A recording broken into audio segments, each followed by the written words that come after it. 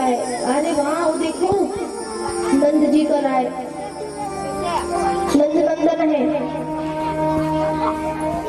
नंद जी का बेटा बैठा हुआ है कान्हा हमारी कपड़ों के साथ, हमारे वस्त्रों के साथ। तो गोपियों ने कहा कान्हा हमारा वस्त्र दे दो। कान्हा ने कहा कि अगर वस्त्र चाहिए तो बाहर आकर के ले लो।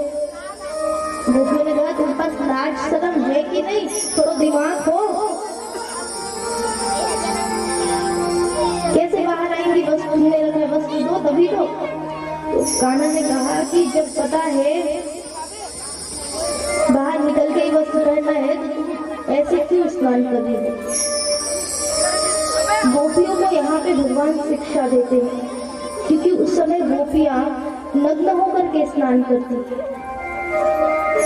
तो भगवान ने हमें सीख दी, कहा कि अपना वस्त्र रखो और आज से कभी ऐसा स्नान मत करना, क्योंकि जल में वरुण देव का वास होता है, वहाँ देवता वास करते हैं।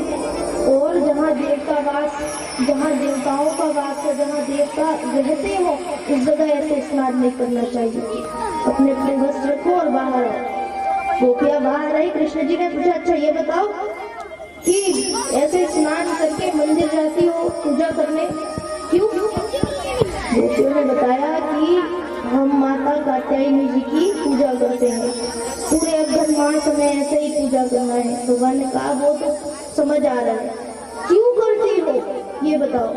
गोपियों ने कहा कि हम चाहती हैं कि हम आपको पालें। भगवान मुस्कुराने लगे। अच्छा, तो गोपियों ने कहा कि हम आपको पति रूप में पाना चाहती है, इसलिए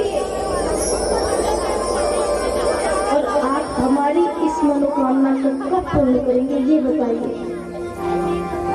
ठाकुर जी ने कहा तुम्हारा प्रेम सचमुच में अपार है, जिसका वर्णन नहीं है। हर पूर्णिमा के दिन आज से रास होगा और जिस दिन शरद पूर्णिमा होगा उसी शरद पूर्णिमा की रात्रि में हम तुम्हारी मनोकामनाओं को पूर्ण करेंगे। तब से गोपियां भगवान श्री कृष्ण के चरणों में ही ध्यान लगाई है कि कब वो शरद पूर्णिमा की रात्रि आए और कब हम श्री ठाकुर जी को प्राप्त करें, उन्हें पा सके। महाराज गोपियां कोई साधारण स्त्रियां नहीं थी, हम और आप जैसे। वो पूर्व जन्म में साधु महात्माएं थी। खूब तपस्या किया भगवान का, खूब। भगवान प्रसन्न हुए, तुमसे वर मांगने को कहा कि वर मांगो, क्या चाहते हैं? और प्रभु के हम आपका दर्शन नहीं चाहते हैं, आपको पाना चाहते हैं, आपका शरण चाहते हैं। तो भगवान श्री कृष्ण ने कहा कि मैं बहुत तपस्या की है, बहुत तप किया है, जब मैं कृष्ण के रूप में अवतार लूंगा, जन्म लूंगा, तब तुम वहाँ गोपियों के रूप में रहोगे और हमेशा मेरा दर्शन पाओगे, हमेशा मुझे देखते रहोगे, निहारते रहोगे, मेरे साथ रहोगे हमेशा। आज वही साधु संत जब इतनी तपस्या किए तब जाकर के भगवान का सानिध्य मिला, शरण मिला, वो ही गोपियां हैं। और गोपियां महाराज कई लोग ये कथाएं सुनते हैं तो मन में प्रश्न आ जाता है कि भगवान ने कैसी कैसी लीलाएं की है। तो आपको बता दूं गोपियां कोई युवा नहीं थी, बहुत कम ही गोपियां ऐसी थी जो युवा थी, और भगवान भी युवा नहीं थे। भगवान सिर्फ 9 साल के थे जब उन्होंने रास किया था। किसी किसी ग्रंथ में उल्लेख है कि 8 वर्ष के थे। और गोपियां कोई 2 बच्चों की माँ है, कोई 1 बच्चों की माँ है, कोई बूढ़ी हो गई है, ऐसी गोपियां थी। उनमें सिर्फ राधा रानी ही भगवान से सिर्फ 2 वर्ष की बड़ी थी। अब गोपियां सदैव भगवान का स्मरण कर रही है कि कब शरद पूर्णिमा की रात्रि आए और भगवान हमारी इच्छा को पूर्ण करे। अब वो दिन ज्यादा दूर बचा नहीं। भगवान ने वही लीला दिखाई।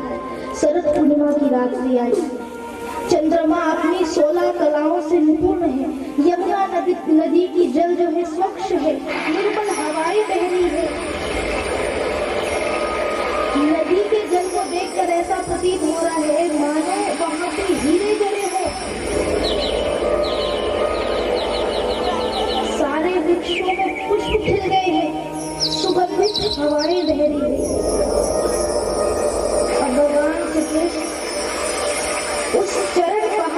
पहुंच गए हैं बंसी लेकर के, और उस बंसी से सारी गोपियों का नाम ले लेकर के बंसी बजाने लगे।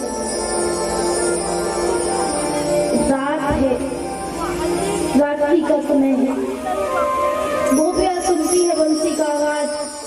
भगवान उस बंसी के आवाज में सारी गोपियों के नामों का उच्चारण कर रहे हैं। सारी गोपियां सारा काम काज छोड़ करके दौड़ी दौड़ी आई। कोई गोपी बेलन लेकर के रोटी बना रही थी, तो एक गाल में आटे लगे हुए एक बेलन लेकर के दौड़ी। कोई अब बस खाना परोसने ही वाली थी अपने पतियों को, अपने घर में सास ससुर को, तो खाने का चम्मच लेकर के दौड़ी। कोई गोपी कुछ और काम कर रही थी, वो सब काम छोड़ करके भागी भगवान श्री कृष्ण के पास। गोपियों ने ऐसा अद्भुत श्रृंगार किया था जिसका वर्णन नहीं। काजल आंख में लगाने के बजाय फोटो पे लगाया है, बिंदी माथे में लगाने के बजाय नाक पे लगाया है।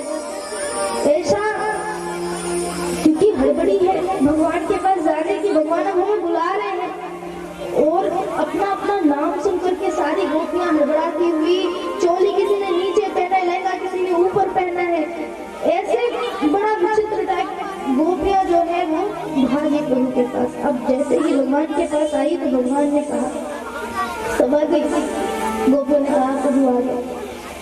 भगवान कहते हैं कि यहाँ पे क्यों आई है?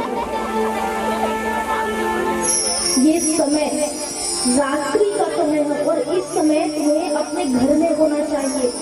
तुम सारी स्त्रियां हो और तुम अपनी मर्यादा नहीं निभा रही हो। इस समय तुम्हें घर में रह करके अपने पतियों की सेवा करनी थी, अपने सास ससुर का सेवा करना था, और उन सबको छोड़ करके तुम यहाँ पे आई हो। क्यों? तुम्हें पता नहीं है कि स्त्री का धर्म क्या है? एक स्त्री को उसके पति से बढ़कर के दूसरा कोई नहीं होता। पति कैसा भी हो, कुरूप हो, लंगड़ा हो, बहरा हो, गूंगा हो, जैसा भी हो, लेकिन वो अपनी पत्नी के लिए भगवान से भी बढ़कर के होता है, साक्षात भगवान होता है। और तुम उनकी सेवा करने के बजाय आज यहाँ पे आई हो। एक